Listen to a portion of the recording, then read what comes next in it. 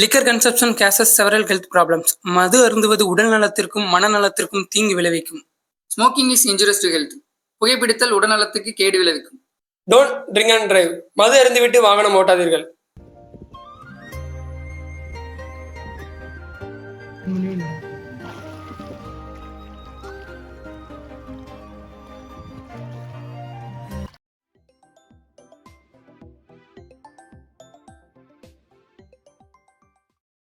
Hello மச்சான் எங்கடா மச்சான் இருக்க?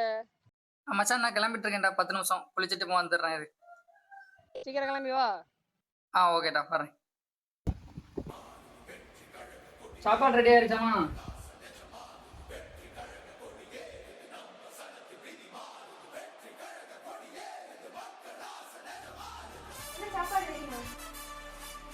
ஓகேம்மா.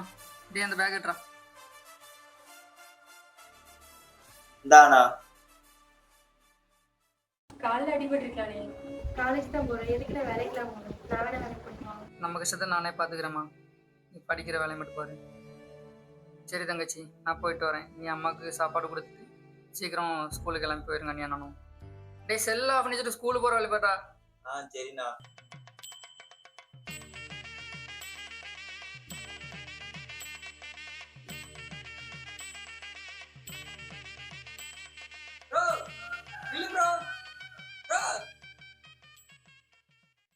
என்ன ப்ரோ கூப்பிடாம பார்க்காம போயிட்டு இருக்கீங்க? சரி காலைல என்னாச்சுங்க?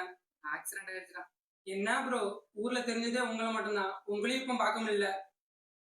கஷ்டம் வந்து வேலைக்கு போயிருந்தாலும் என்ன ப்ரோ பெரிய கஷ்டம்? என்ன ப்ரோ உனக்கு இந்த பழக்கம் இருக்காடா?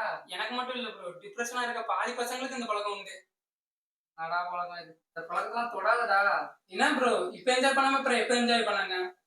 என்னடா பெரிய என்ஜாய். நானும் ஒரு காலத்துல சிகரெட் உதாரித்தனமும் ஊர் சுத்திட்டு வந்தேன். எல்லாம் என் அப்பாவும் ஃப்ரெண்டு இருக்க வரையாண்டா. அப்பா இருக்கிற வரையும் எனக்கு கஷ்டம் தெரியல. அதுக்கப்புறம் தான் குடி சிகரெட்டு இதனாலதான் என் அப்பா கொஞ்சம் கொஞ்சமா என் கண் முன்னாடி இறந்து போதான் பார்த்தேன். அதுக்கப்புறம் தான் எனக்கு கஷ்டம்னா என்னன்னே தெரிஞ்சிச்சு. கடன்காரன் வீடு தேடி வந்தான். அப்படியா போடலாம், வெளியே வாப்பா. வாங்கப்பா வெளியே.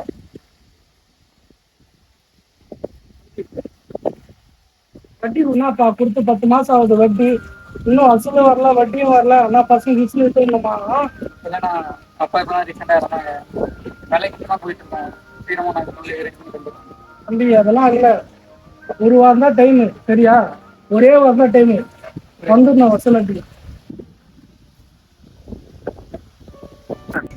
அதனாலதான் சொல்றேன், அப்பா இறந்தது மட்டும் இல்லை, ஃப்ரெண்ட்ஸ்னாலதான் இருந்தான். எவ்வளோக்கா அவனுக்கு இந்த பழக்கம் எதுவுமே கிடையாது, சிகரெட்டு தண்ணி எதுவுமே கிடையாது. Asthma patient. அவனை 1000 தடவை சொல்லியிருக்கான் என்கிட்ட, இதெல்லாம் வேணாண்டா, இந்த பழக்கம்லாம் உனக்கு எதுக்கு அப்படின்னு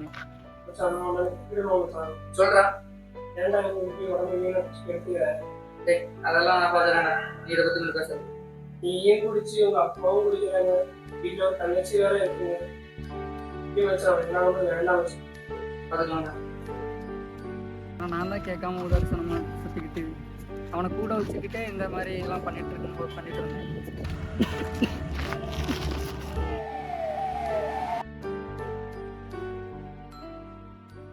இப்போ அவனும் இல்லை அப்படிங்கும்போது மனசு ரொம்ப கஷ்டப்படுதுதான்.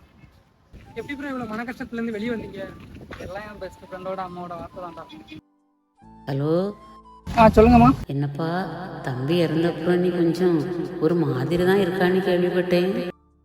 தம்பி சொல்லுவான்ப்பா, உனக்கு குடி பழக்கம் சிகரெட் பழக்கம் இருக்குன்னு. அதெல்லாம் வேணாம்ப்பா. அவனோட ஆசையே இந்த கெட்ட பழக்கத்தில் இருந்து நீ வெளியே வரணும். அதான்ப்பா. என்னோட ஒரு மகனை இழந்துட்டேன், நீ எனக்கு ஒரு மகன் மாதிரி தான்ப்பா. உன்னையும் இழக்க முடியாதுப்பா. இதெல்லாம் வேணாப்பா, விட்டுருப்பா. நீங்கள் சொல்கிறது எனக்கு புரியுதுமா. இனிமேல் இந்த மாதிரி தான் பண்ண மாட்டேங்க. இதனால தான் சொல்கிறேன், ஒரு உயிரை கொன்று அந்த போதையிலேருந்து கிடைக்கிற எனக்கு அந்த சந்தோஷம் வேணுமான்னு கேட்டால் எனக்கு தேவையில்லைடா. நீ சொல்லுது புரியுது ப்ரோ, நான் என்னோட மன கஷ்டம்னு அடிக்கேன். இது என்னையும் கொள்ளுது, என் சுற்றி உழுதையும் கொள்ளுன்னா இது எனக்கு வேண்டாம். மனநல சரியில்லை என போதைப் பொருளுக்கு அடிமையாகாது. அது உன்னை சுற்றியுள்ளவர்களையும் மெதுமெதுவாக அழிக்கக்கூடும்.